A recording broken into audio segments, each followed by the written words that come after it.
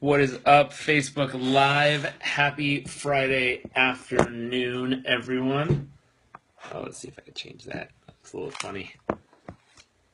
Hope you are all having an amazing Friday afternoon. Just a quick message. Oh, here come some people. Welcome, everyone. Welcome. Love to know where you're tuning in from and 3 things you're grateful for. Today's topic, really simple, is who is in charge of your success? And you can, this is a broad topic, you can go for just about every area of life. But if you know someone who's currently struggling because they think their boss is in charge of their success, they think their parents are in charge of their success, they think their friends or their employees or someone around them besides themselves is in charge for their success, you might want to tag them in this.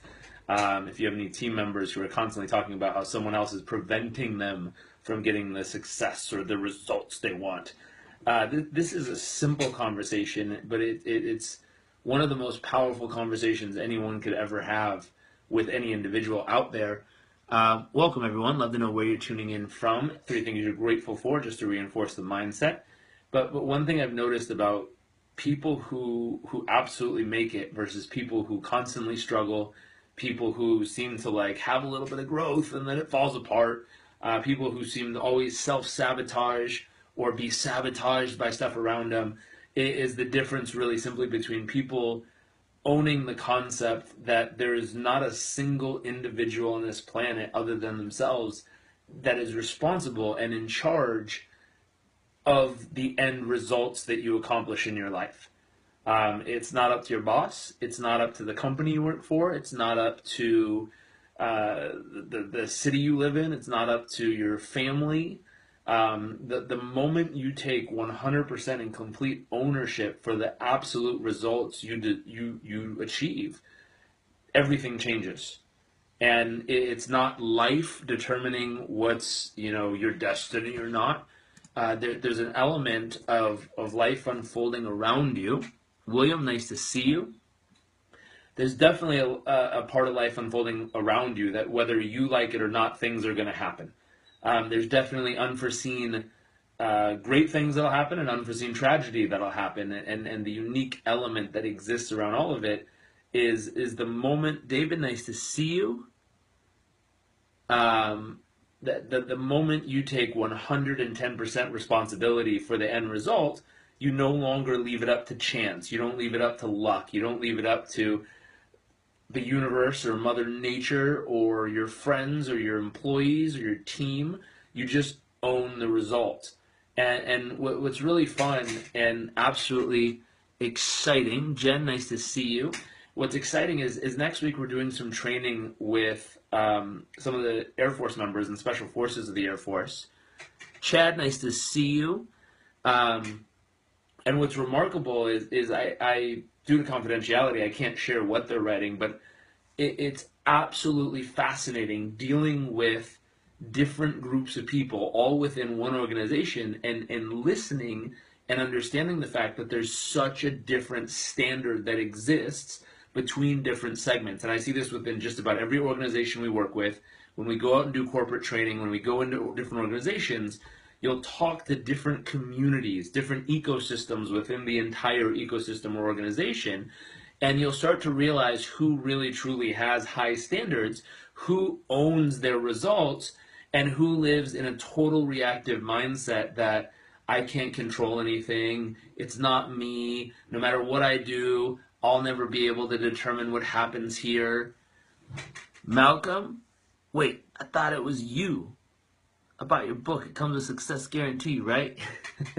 I do not control your success. I wish I did. I'd make you all really successful. But the truth here, which is fascinating, is first off, you have to take complete and radical and total 100% ownership. Lynette, nice to see you. Complete ownership. So if you were to make any decision today on a Friday afternoon, the first decision you might want to make is, listen, from this moment forward, my health, my mind, my body, my relationship, my business, my results, and my financial success, in all areas of my life, I'm going to accept 100% and complete responsibility for all the results that are or are not showing up. If you like the results, high five yourself, you're doing a great job. If you're frustrated with the results you're currently seeing, sit down with a pen and paper and just accept responsibility and say, hey, this is on me. Now, I realize some of you work on teams or within organizations where there's lots of moving parts and there's lots of other people, and it feels like, no, it wasn't my fault, it was theirs or his or hers or the system's fault or whatever. But the moment you take responsibility and ownership, you say, listen, I'm at cause, meaning I have the ability to begin to shape what is going on around me. And you become a very powerful entity, at least in your own mind at that moment, because once you become at cause, instead of just at reaction or at result of what happens, you can start to shape what it is that's going on in your own unique way. Now, do I believe one human being can change the whole world? Certainly they can. They have in history. Mother Teresa changed the world. Gandhi changed the world. Martin Luther King changed the world. Nelson Mandela changed the world. All these people did in their own unique way. Now, did they walk around Earth and change everything? Rob, nice to see you. Ellie, good evening. Thank you. Hopefully you listen in later. Now, it's interesting. All those people did change the world, and they made a decision to stand for something that they weren't willing to allow people to bull over them on. They weren't willing to sit down for. They weren't willing to budge on. And because they were willing to stand for that, all of a sudden, Lorana, nice to see you. Hopefully I'm saying that right. Because they weren't willing to budge, because they were willing to hold firm in the face of adversity and really stand for something much bigger than themselves and something that was needed in the world at that point, everything began to change. Was it easy? No. Did they get ridiculed? Of course. Did people make fun of them and try to pull them down? Yes. Did people try to attack them violently? Of course. It's crazy.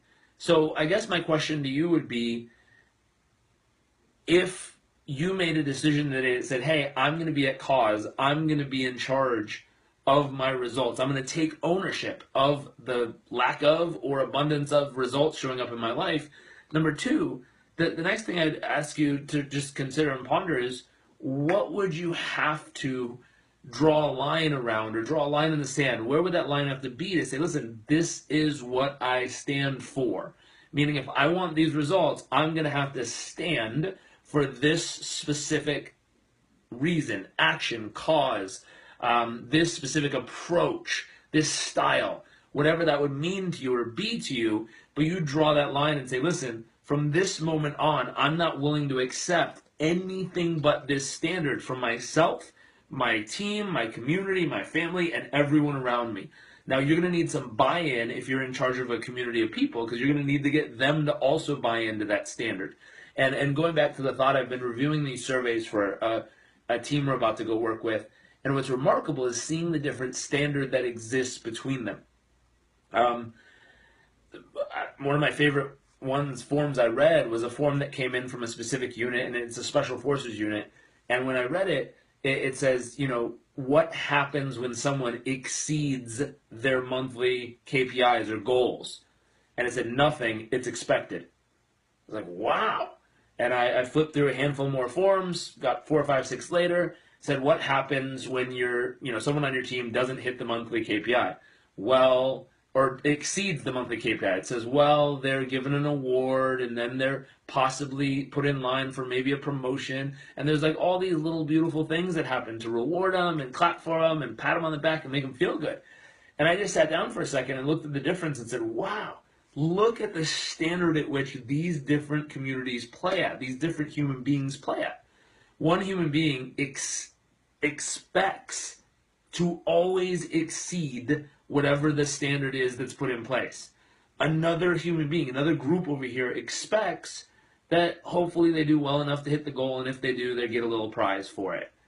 And if you think about it, what would have to happen for you to bring that standard into your business, your life, how you approach things, in your own personal experience first, and maybe your team, and what would be different for yourself? If you looked at your health and you had a standard that says, listen, I'm going to set a goal, I'm going to set something I'm aiming for, and I expect myself to not only hit it, but exceed it every single time. Versus, I'm going to set a goal, I'm going to get excited about my results, and cross finger method, I really hope that I can get there. I really hope I get close this round.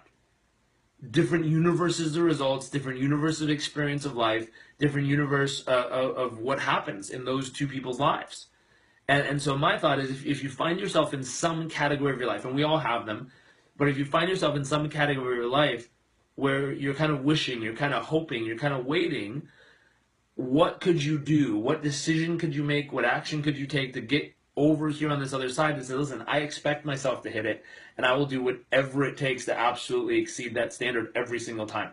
And that's how I show up in my own life. That's how I choose to show up in every project I work on, and I will choose to show up with everything we work together. Now, you know as well as I do, Sergio, nice to see you. I really appreciate that. Thank you for everyone. Thank you for taking time to watch and participate with us. I really, really appreciate it. And if you find use in these, if you find any knowledge that's worthy of your attention, and you really think it was useful for yourself or others, please hit share, please hit like, and thank you for the comments. It helps us spread this message around and get it out to the world. But to bring that standard into your own life, and let's use an example first.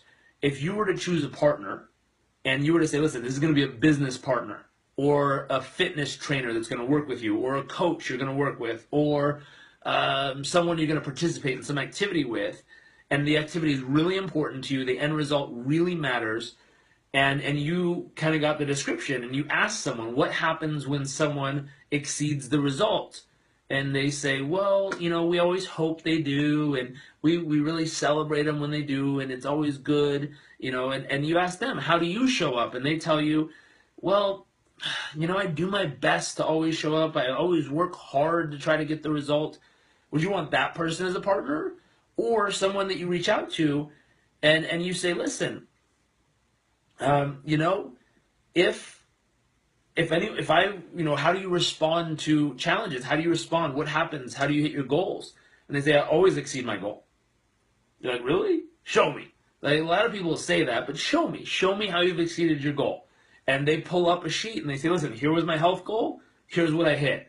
Here was my financial goal. Here's what I hit. Here was my business goal. Here's what I hit. And you start looking, I'm going, wow, this is an exceptional human being. There's very few people on this planet that they set goals and consistently exceed them. And so my question to you is, which partner would you choose? Most people end up, unless it's an ego thing, most people end up choosing the partner who's always exceeding their goals, always going after it, always finding a way to shoot right past whatever's counted on them for, whatever they're demanded themselves. But the next question is, are you that partner? Are you the person that sits down? And this is a gut check I do with myself once a month. I sit down and write out our goals. I look at how we did. And I ask myself the question, this month, was I the type of person I would have partnered with? Did I show up in a way that went above and beyond what was expected? Did I show up in a way that when I asked myself to do something, I not only got myself to do it, but actually exceeded it? And what's fascinating is if you can get yourself to do that consistently, you'll be remarkably impressed by the results you achieve in your own life, but you'll be that type of partner other people will come searching for. Let's see. David, in the words of Rocky, you can crap in one hand, hope in the other. I can tell you wish you get Phil first. It's true. Danielle, love it. Jairek, Robbins, brother, set a new standard. Absolutely. Down with the bottom feeders. So, my challenge to you is it's the beginning of a new month. It's the last month of the year. Believe it or not, this is the month when people tell themselves all kinds of stories of why people are turning it off, why people are, we'll just get it in the new year. I guess we'll just tap out. We'll see what we've done. And this is the month, if you're hungry, you can still have family time. You can still relax. You can still enjoy it. And you can absolutely dominate when it comes to business or results, your health. But this is the month when most people slide, most people slack, and most people kind of just taper off the table. And I would challenge you right now to raise your standard for the rest of this month. Become the type of partner that you'd want to work with, as someone who shows up so aggressively and so passionately every single day and every moment you have. You don't allow your thoughts to wander. You don't allow yourself to check out before the game's over, but really, truly set a new standard and show up at a level that you haven't shown up in December any year previously. And see what happens. I'd love for you, if you have specific results you're aiming for, leave a comment of the exact result you commit to achieve this month, no matter what, and we'll check in and see if you hit it, exceeded it, or didn't even get close, we'll check in at the end of the month. I'll give you a personal result I'm looking for. Christine, nice to see you. The personal result I'm aiming for, and I just decided today, I said, you know what, we were going to wait until March to start enrolling people into the next session of our performance coach training program. We put up a little ad, and all of our students started writing positive comments about it, which is a blessing, and thank you for all of you who are in our course right now, and the comments you left. It's really touching to hear from you. But we didn't even ask them to. They just started writing great stuff of how they felt about it. So we've decided our goal is to enroll at least a minimum of 10 people per month into our next training, so that we start at least with 30 in the next one, if not more. So if you know someone who's interested in becoming a performance coach, we'd love to talk to them. They're welcome to visit performancecoachuniversity.com, and it's all the tools and all the strategies I use personally in my coaching, and we're equipping more people with it to help them go out and reach even more people. I currently keep filling up with clients. We just had one spot open today, but that'll be full probably by tonight. And so we have clients coming in that people we can't service and people we can't get to as far as coaching. So we need more coaches that are trained by us so that we can refer them to them and fill them up as well. Anyways, today's topic is who is in charge of your success. If you didn't catch on, it's you. So my challenge to you is, how are you going to raise your standard? How are you going to step up to the plate? What are you going to do to ensure that you not only hit whatever results you're aiming for this month, but you far exceed them, and you just put them to shame as far as it seems like a low standard from this part moving forward. What the other thing I would throw out there is, a lot of people challenge this, and I'll get feedback where it says, "Oh, you relax. It's December. It's family time. Chill out." Now, one thing that's interesting, I was having a lunch meeting today with a new client who's bringing us in to work with their team next week as well. And when we were meeting, one thing we got talking about was time management skills. We use a software called A Tracker Pro. It's a little app on my phone, and we track every minute of every day of every activity we're doing, so we're well aware of exactly how we invest the hours of our day. And David, speaking of not letting December slide, we are due for a call. Okay, we'll make it happen. So what's interesting is, we were sitting down, we were meeting, I was reading through, and I showed him, I said, listen, you have to be able to track so that you know exactly how you're using every minute of every day of every week, so that you're aware of what's going on, so you can adjust accordingly based on the results you're trying to achieve. If you're wasting too much time producing, not enough time selling, too much time selling, not enough time producing, or customer service or whatever, you need to know where your time is going. And what was fun is they said, well, let me see yours. So I pulled mine up and showed it to them.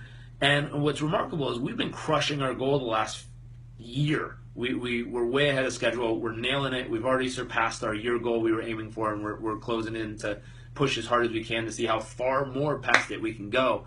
But when I pulled it open, knowing that we've worked our faces off this year, I showed them our time. And what was interesting is, the first giant segment, if you looked at the past 30 days of my life, was sleep. Just because we get probably about 7.5 hours of sleep every night. Science shows that's the most effective time. The second segment was family. And they noted that. They said, hey, look, 17% of your schedule here is family. And I stepped back and I told them, I said, listen, I'm very, very, very proud of that. And I'm proud of that because as hard as we work on our results and goals and vision and business, we work just as hard as making sure we have very dedicated, focused family time created there, whether it's just me and my wife or our puppy or our family we're with. And so for all those people who are going to push back and say, it's December, you need to take off, you need to relax, chill out, I would say if you raised your standard on both sides, you'd actually be more effective.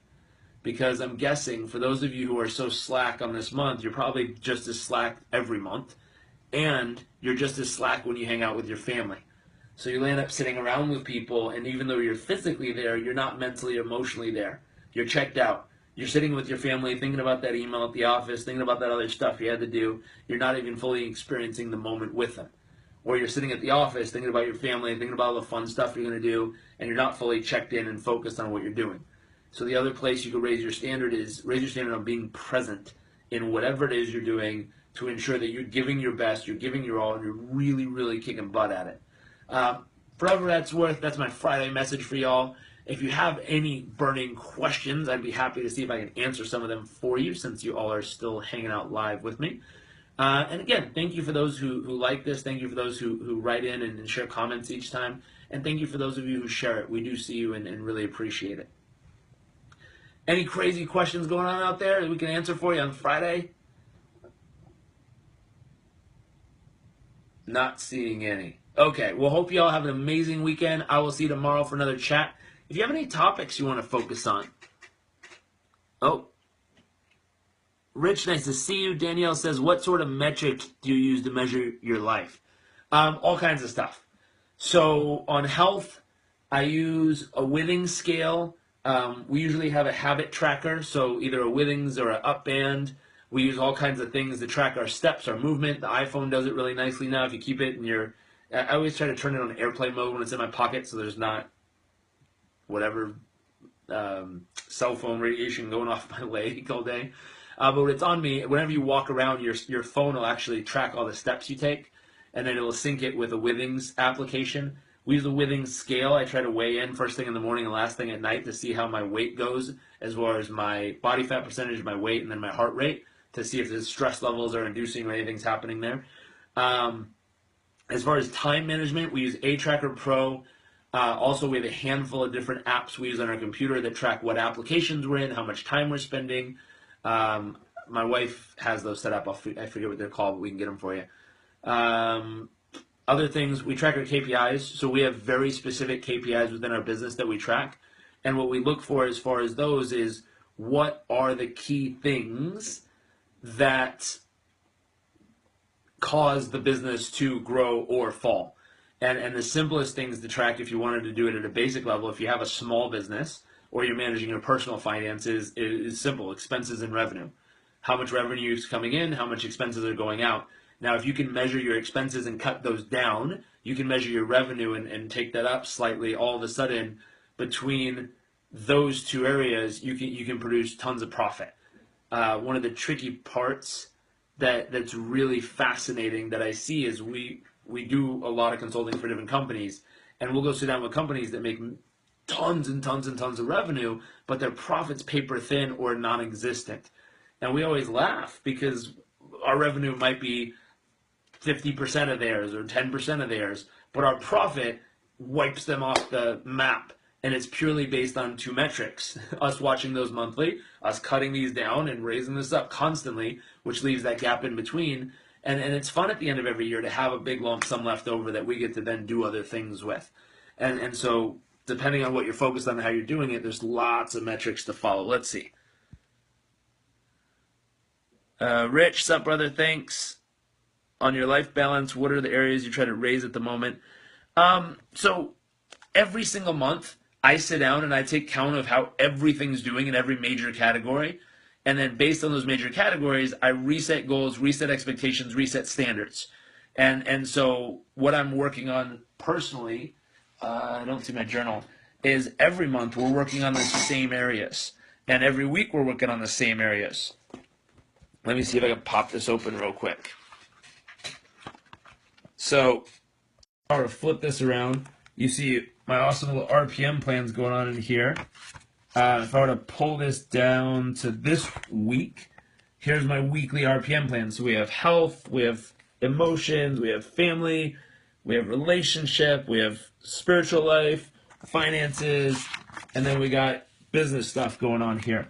So every month we're always aiming on the bar in all of those. And I would challenge you, to do the same in your own life, not just one thing you're working on. I'm always trying to raise the bar on all of them. Now, if you need to just focus on one area and start there, that's A-okay as well. But my thought is constantly keep them moving forward. Ahmed, nice to see you. Can you forget about your success principles because of stress? What do you do to avoid that? Second question. So absolutely, yes, you can. Sometimes you get so stressed out and so frustrated and your vision gets so fogged because of everything that's going on that you can't focus on the most important elements. So what you can do for it, have some daily rituals to de-stress, whether that's meditation, yoga, working out. If you remember a few sessions ago, we talked about DISC. In DISC, every personality type, you might want to scroll back a few videos, Every personality type has a way to regenerate. So figure out what your way to regenerate is and use that to regenerate your mind and body as often as possible, which will get you to a place that you'll be able to really step up and then focus. Second question, any advice on starting a life coaching career in rough business environment? Please give me your insights. If you're looking to become a life coach, I would definitely recommend joining our program, and we're currently enrolling. It's performancecoachuniversity.com, and we're just taking a handful of people at a time. The next class size will not be over 50 people. I want intimate classes that I can work with individuals. It's the only other time I'm going to teach it live. After that, it'll be a digital course, and we'll do weekly office hours to answer questions. But right now, every single session I'm teaching live for an hour a week, 3 days a week, and interacting with people and answering questions and making sure that they're really set up properly. So if you're looking for insights on coaching and coaching business specifically, I'd highly recommend you join that. With that being said, advice on starting that coaching career right now. The truth is, it's not a rough business environment right now. It's a very nice business environment. I started my coaching practice privately on my own outside of the company I was working for previously in 2007, 2008, right at the end there. So the economy had just taken a hit. Real estate certainly flattened out in the U.S. All kinds of stuff was sliding. That's when I started my business, and I built it from 0 to 6 figures in 8 months. At that time, I was 24 years old, and the average life coach made $30,000, $40,000 a year in the U.S. And so to do $100,000 in revenue in the first year, which was highly profitable because I had extremely low overhead personally, it was, knock on wood, a blessing. At the same time, it was a very specific set of activities done regularly, and we sum those up in our marketing and sales practice in our Performance Coach University. It's one of the modules we do.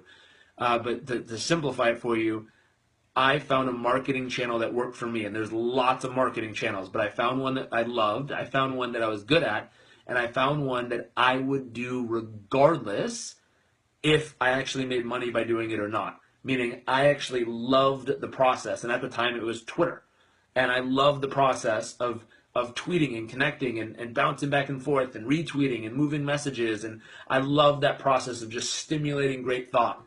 And still today, what's interesting is if you look on Facebook where it says Facebook Memories and it brings back old posts, for specifically on Facebook Memories, I see now 7 years ago, and I just see dozens of all these little tweets I was pushing out, and I was filtering them through Facebook and Twitter and social media.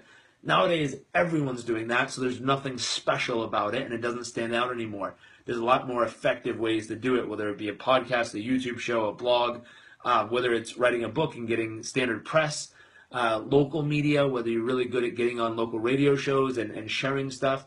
Facebook Live like this is a great platform we're using right now to connect with tons of people.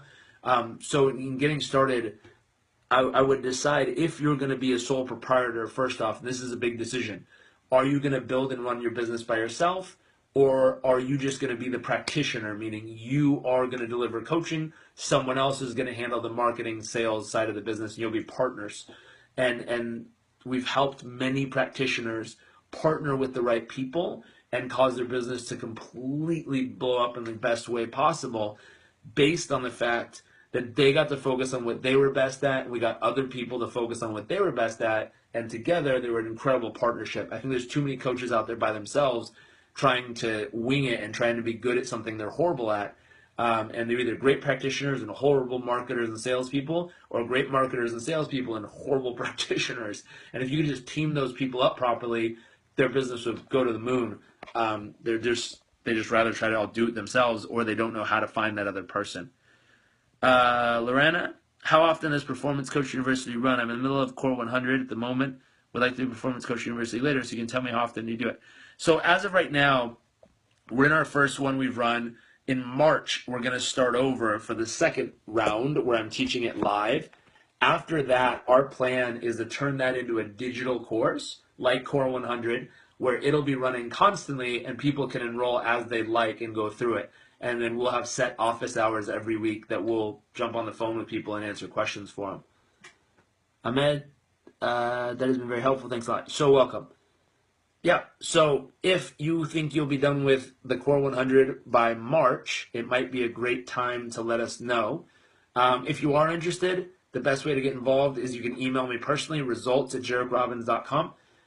We have a little survey we have you fill out just to make sure that it is the right fit for you. We don't want you taking the course if it is not the right fit. We've weeded out a few people where we've had conversations with them, told them exactly what's in the course, and knowing what they're looking for. In all honesty, it wasn't the right fit. And we told them, we said, listen, we think there's another course out there, and we'll refer you over there because that's a much better fit for what you're trying to do in your coaching business. And we've had plenty of other people ask us, and it is the right fit, and we get them right in.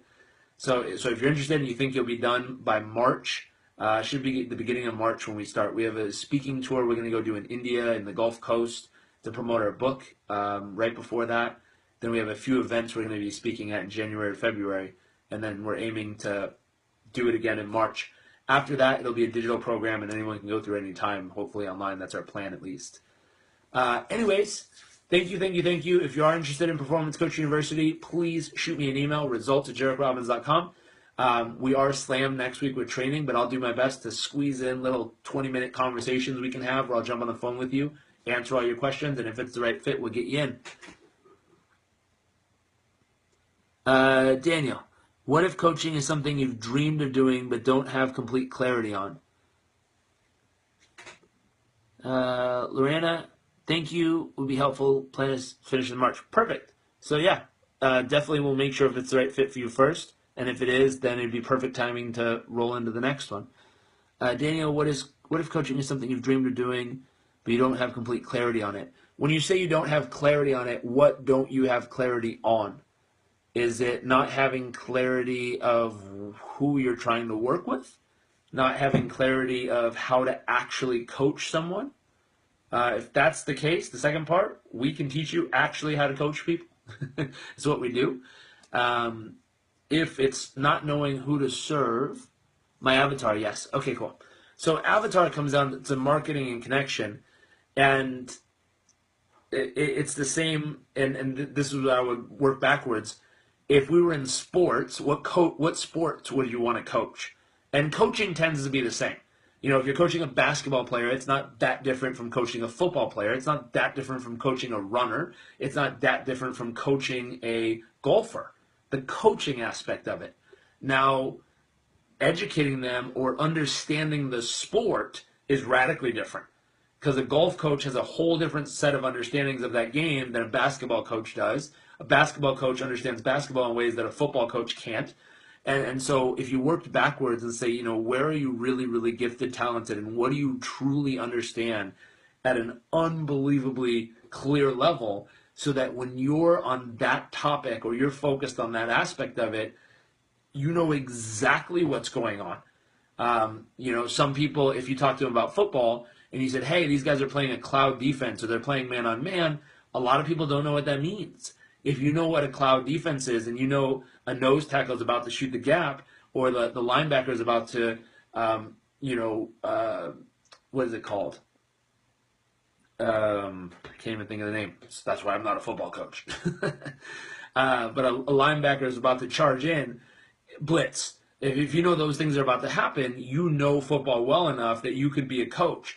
Now, do you know it well enough that you can see the trends, you can see the insights, you can see the different things happening on the field, that you can take a player who was at their best yesterday but is struggling today and you can get them right back up to their best.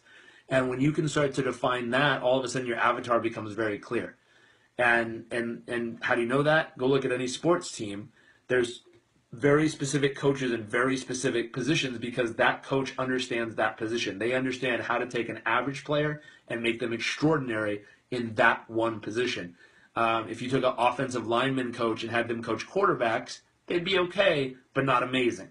And so when you're thinking about your avatar, you want to work backwards and figure out what type of person doing what things in their life, at what stage of their life, at what moment of their life, that when you connect with them, they literally can be an average person with great intelligence, great work ethic, and all of a sudden by you speaking, connecting with them, and working with them, they become completely and absolutely extraordinary. And when you can define who that person is, and I realize you're struggling with that or you wouldn't have asked, now some of that goes out and goes into testing. You got to go find those people and you got to go test and understand it. For our training, what we do to help our clients do this is we have a whole set of worksheets we use to help them identify who is their ideal client, how do you speak their language, what are their problems, what are their challenges, and you want to know in their exact words. Oh, thank you so much. Was there anything there? Not yet? Okay. Whoa. Our puppy's upstairs. And what is he doing? What's he barking at? Oh, bag. Oh, he's excited about something over there. But what happens is we have them identify who they think they want to go work with, and we have them use this as a survey to go interview those types of people to see if those people are actually the type of people they want to work with. And what's fascinating is many times the person you think you want to work with, once you go interview them, once you go get to know them, once you really know what's going on in their life, isn't always the person you think you want to work with. And we had this experience, so I based this on real world results of what we experienced, where I was creating programs and I was specifically doing some marketing towards a specific demographic, only to realize where these people are at, how they're doing, and what's going on in their life was not what we were trying who we were trying to work with. And it was a big aha moment, and we went out and did some research ourselves. If you go to our website, JarekRobbins.com, there's 3 boxes right in the middle of the page. The one on the left says, I'd love to get to know who you are, to better understand you so that we can serve you. That's the survey we use if you're looking for it. And if you want, fill it out yourself, and you're welcome to grab all the questions off of it. But that helps us better understand. And we have hundreds and hundreds of people a year fill that out. And it's like a 23-question survey. It's really long, really in-depth. But it helps us understand who our current audience is, what are they looking for, what are they challenged with, what are they excited about, what are they frustrated with, what are their goals, where are they in life, what age group, what demographic, what stage of life they're in. And it helps us craft our message so that every blog we do, all of these little Facebook chats we do, is crafted and geared to speak directly to them. So that's our promise we give to our community is if you're willing to fill out those surveys and you're willing to share a little bit of insight in life with us, we will custom craft our message to you to assist you in getting better at whatever it is you're trying to work on. So my suggestion, if you're looking for that avatar of who you're trying to work with, go out and interview people. First, pick a group you want to work with. Grab a survey like that, go out and interview them and see if it's really, truly the people you can effectively benefit by working with them, really do something remarkable in their life. 2, figure out if it's the demographic you actually want to work with, meaning you love and really enjoy it. And then the other aspect of it, if those hit, then figure out, what does the proposition have to be? What does the offer have to be? And there's plenty of ways to monetize the tar out of it as a business, but you have to figure out for that demographic, for that age group, what does the offer have to be? Eric Thomas, we were talking with him, and he told us something really interesting. He looked at the industry and said, well, this is what the industry is charging for this type of program, so that's what we're going to charge. They started charging it, and they're really good sales, but not extraordinary, just really good. And someone did a little bit of research on who their demographic was that was showing up, and they found it wasn't corporate people, it was more college kids, young kids, high school kids. And they said, listen, your price point's radically out of the range for this demographic. If we were to adjust the price point by cutting it down to 25% of what you're currently charging, which for most business owners is like, oh, if people are paying, why would I charge less? They figured out if we were to cut it down, I bet we could get a mass adoption of this program. They cut it down, they got mass adoption of people enrolling, and they, I think, tripled or quadrupled their numbers they were pulling through based on having way more people at a much smaller price point. And it works for them, and they love it. And they're reaching tons of people, making a big difference because they adjusted their model based on actually who's showing up. So the other way to figure out who that avatar is start pumping out content and see who shows up. And as they're showing up, track their demographics, track who they are, understand what's going on in their world so that you can learn to speak their language and then adjust your product and your offer accordingly. And we figured out we have 2 different demographics. We have a very professional group who wants to be coaches and who are building their coaching businesses, looking for more skills and more ability to build that business. And we also have a younger audience of young males specifically who are trying to figure out how to build the life they want. Along with that, we have a whole separate audience we deal with who are extremely successful individuals who are trying to figure out how to grow what they have. And so those individuals end up being my coaching clients one-on-one, and the people who hire us to come and speak and train for their organizations. The next group are the people who we built Performance Coach University for, specifically to help them build and really have their coaching business flourish. And the final group is who the book and who Rapid Results Formula 2.0 is for, because it helps them figure out their foundation for their life and build it up. So you can see there's one other demographic we attract heavily in our community, and it's people who are sick and tired of dating and haven't quite found the one, and they're trying to figure out how to bridge that gap, or they're brand new in a relationship and they're trying to figure out how to make sure it's the right one and how to make it really work. And we have a different website for that. It's helpmefindlove.net, that this next year we're going to get ready to build out and have all kinds of different opportunities available for people there. Hopefully that's a helpful answer. Hopefully that's useful. And for everyone on there still hanging out, nice to see you. Happy Friday. Hope you all have an amazing day. I'm going to jump and go get ready to teach Performance Coach University. Tonight we have a class from 6:30 to 7. And I'll see y'all later. Bye.